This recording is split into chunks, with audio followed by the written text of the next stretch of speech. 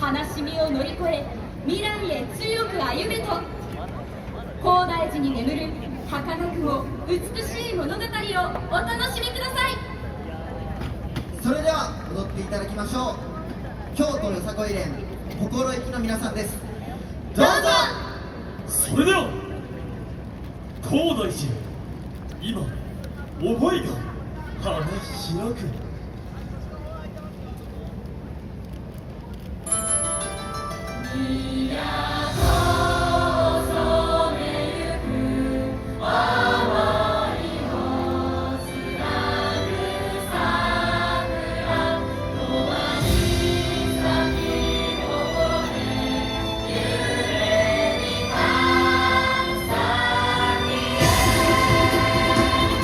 時は戦国、ジョーンそのとっこい、心を打ち立つこの京都に。強く人を見て目に明日を開く。よーさあ、花のごとく清らか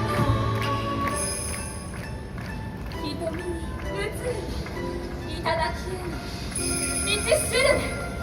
大和に轟く若き魂へ。